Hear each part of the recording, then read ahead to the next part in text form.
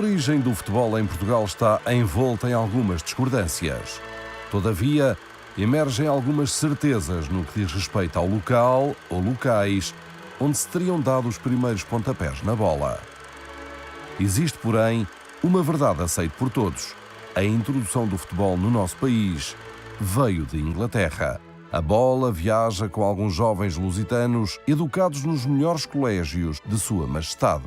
Corria o ano de 1888, quando Guilherme Pinto Basto e o irmão organizam um jogo de futebol na Parada de Cascais. Cascais assume assim a origem do futebol em terras lusas, mas a contestação a este marco cronológico vem da Madeira. Podemos dizer que em 1875, na Camacha, Madeira, há um primeiro jogo, existem relatos, existem registros. Foi um jogo com um caráter mais ou menos formal, embora também tivesse muito de espontâneo. Nos terrenos do Campo Pequeno, em 1889, uma formação portuguesa liderada pela família Pinto Basto defronta um grupo de jogadores da colónia inglesa ligada ao Cabo Submarino de Carcavelos. Aí sim, no Campo Pequeno, podemos dizer com alguma certeza que foi o primeiro jogo formal, o primeiro jogo organizado, com regras, com duas equipas, não eram equipamentos na altura, mas com algumas coisas que distinguiam as duas equipas.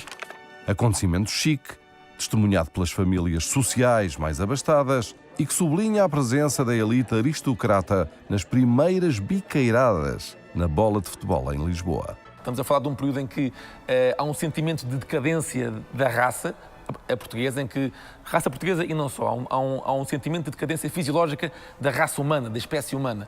Então considerava-se que era através do desporto moderno, do futebol, do rugby, do atletismo, da natação, que o ser humano iria curar-se, iria regenerar-se. Há também esse intuito de promover o desporto, de promover o remédio que vai salvar a espécie e a raça portuguesa e a espécie humana. É que em Portugal costuma-se dizer, para marcar o princípio do jogo da bola, é o caso dos dois irmãos Pinto Basto. Eram da grande família Pinto Basto e dois irmãos, o Eduardo Pinto Basto esteve a estudar em Inglaterra e veio para Portugal, e um outro irmão mais novo, o Guilherme Pinto Basto, também esteve a estudar e veio, e ambos, parece-me que ambos trouxeram uma bola à inglesa, daquelas bolas verdadeiras. Nunca se chegou bem a claro, e hoje disse, foram os irmãos Pinto Basto que trouxeram a primeira bola. Logo nos inícios, um dos grandes grupos, que não é clube, nunca não se organizou como clube, que chegou a ganhar com os ingleses de Carcavelos, porque, claro, os ingleses eram os mestres do futebol, eles é que sabiam jogar.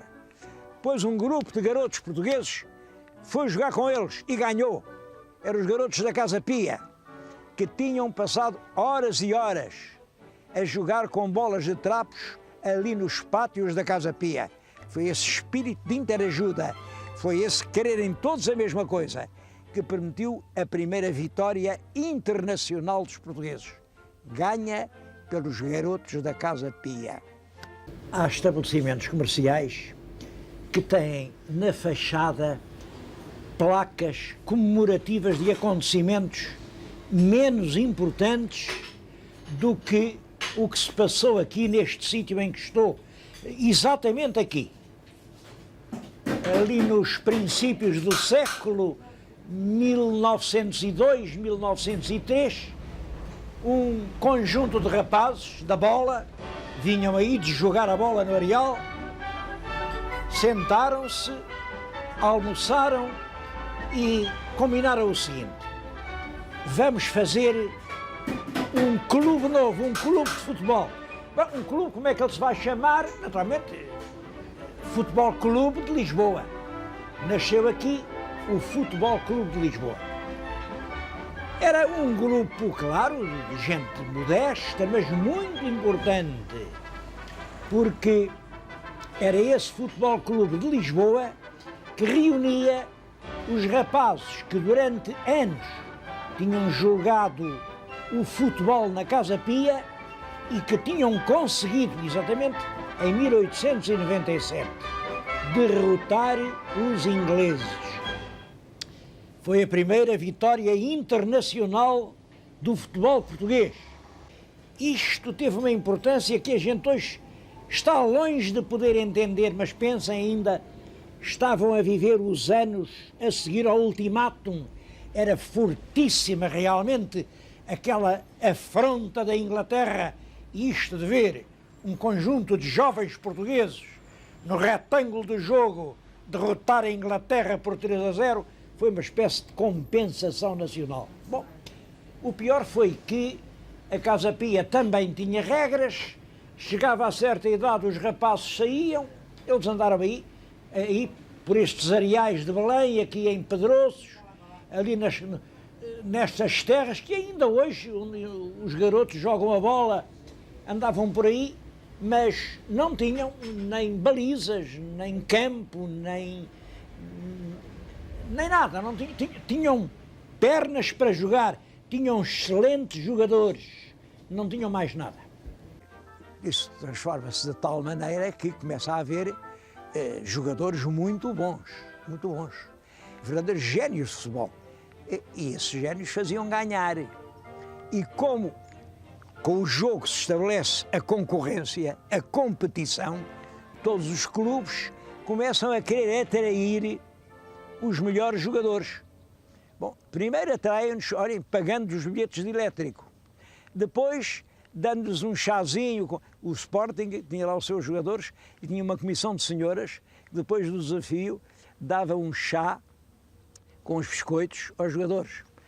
E também lhes davam uma coisa que era um luxo, imaginem, uma torneirinha de água tépida e eles podiam tomar um duche. Isso no início do século XX era uma coisa extraordinária. Bom, começam a atraí-los. Bom, mas há também os que são fiéis ao espírito do ginásio, aos que pensam, não, o desporto não é não para ganhar dinheiro, não. É pecado ganhar dinheiro no desporto. O desporto é o culto do corpo e do espírito, é a elevação. E esses passam a chamar-se amadores.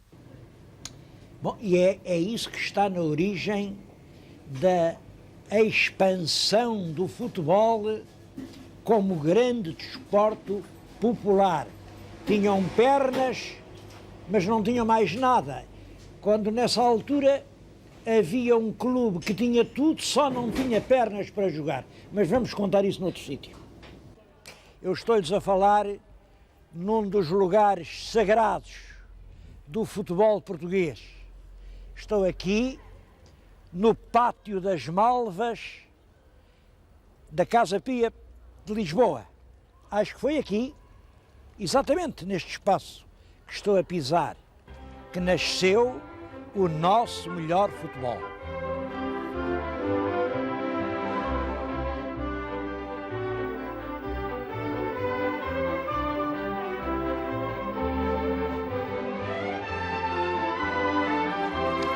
Bom, os jovens estão agora a jogar com uma bola de trapo que se improvisou aqui para simular os jogos dessa época, porque claro que eles hoje têm bons equipamentos desportivos, mas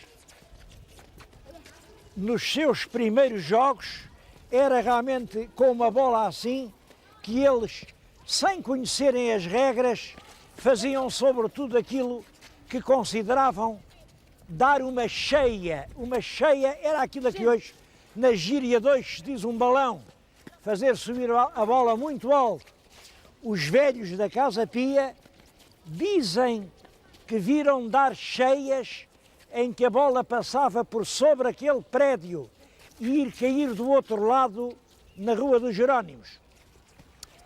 Foi assim, nesse convívio constante, permanente, que eles acabaram por criar uma equipe de jogadores que tornou possível a tal célebre vitória sobre os ingleses.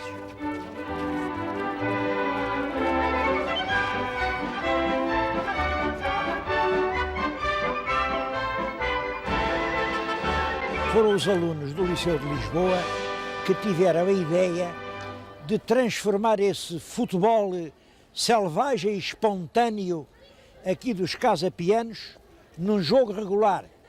E então escreveram uma carta muito formal, ao provedor da Casa Pia, pedindo licença para que os seus colegas também jogarem à bola, enfim, segundo as regras. O provedor, que era Francisco Simões Marchiocchi, não só comunicou inteiramente a sua autorização, como juntou à carta um cheque pessoal de 4 escudos e 500, 4.500, que era então o valor da Libra de Ouro, e era quanto custava comprar em Londres uma bola de futebol a sério. Os rapazes, enfim, doidos de alegria, com o cheque do provedor, foram a um estabelecimento da Baixa, a casa inglesa, que mandou vir a bola de Londres, e ela chegou aqui cerca de 15 dias depois.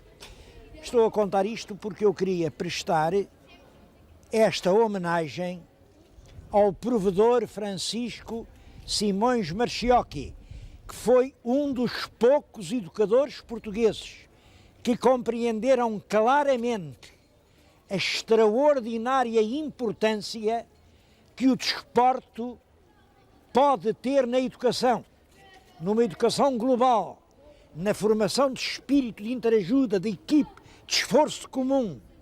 O jogo, o desporto é essencial. É e continua a ser, simplesmente que isto continua a ser esquecido. E o busto do provedor de há 100 anos, que está aqui na minha frente, continua a ser uma lição a apontar aos pedagogos do nosso tempo.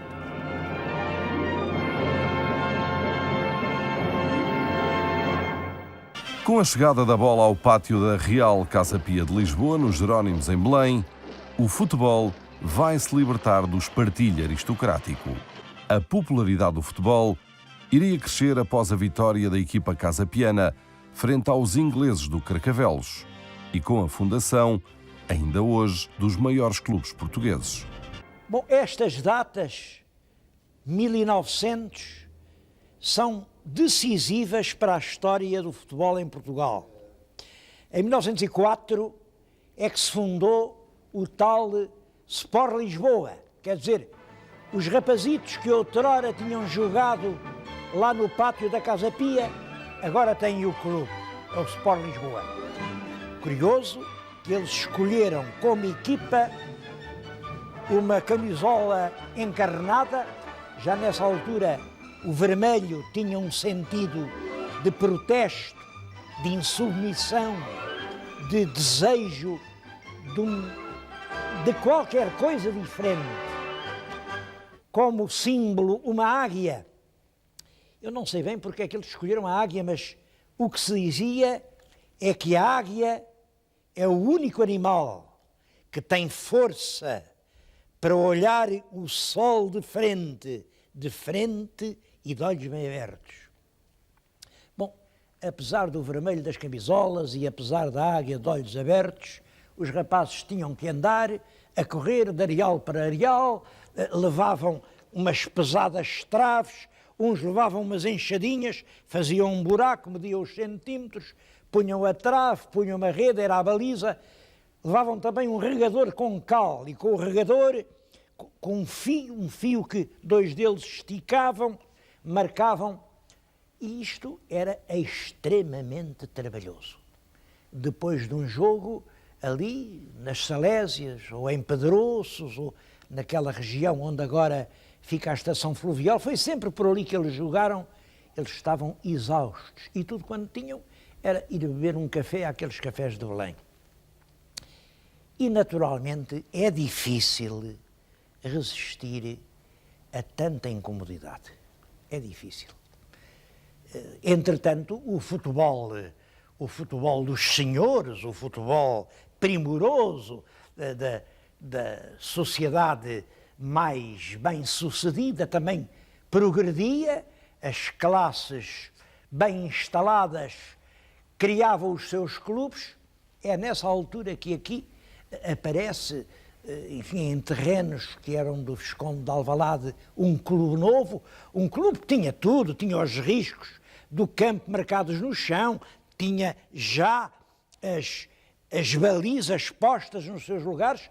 Imaginem, até tinha, vejam que luxo, até tinha, para depois de jogar, uns balneários em que bastava mexer-se numa torneira e jorrava um jaco de líquido sobre os corpos suados dos jogadores. A isso chamava-se duche. Duche. Foi a primeira vez que Lisboa ouviu a palavra duche. Não admira que, com tanto luxo, muitos dos rapazitos do Sport Lisboa deixassem de jogar lá em Belém, passaram a jogar em Alvalade, e os dirigentes do Sport Lisboa tiveram que encarar as coisas como elas são. A realidade é para ser observada, ninguém está para andar de gatas a pintar o terreno, e tiveram que fazer uma aliança. É que havia em Benfica, não sei se vê naquela imagem, está ali a igreja de Benfica. Muito perto da igreja está aqui um campo. Era um antigo campo agrícola que tinha sido arrendado, e aqui, neste campo, praticavam-se algumas modalidades desportivas. Futebol não, porque neste clube que se chamava Sport Benfica havia tudo, mas não havia jogadores de futebol. Então faz-se, enfim, uma ligação, uma fusão. Ainda hoje se discute a natureza dessa operação, mas seja como for, o Sport Lisboa casa com o Sport Benfica e passa a chamar-se Sport Lisboa e Benfica, com a camisola vermelha e com a águia por emblema. É então que nasce o Sport Lisboa e Benfica. Isso tem importância porque é isso que explica a rápida carreira que esse clube vai ter na popularização do futebol. O futebol agora já não é mais o desporto das altas classes, dos sportmen, não. Agora passa a ser o desporto predileto dos rapazes da rua.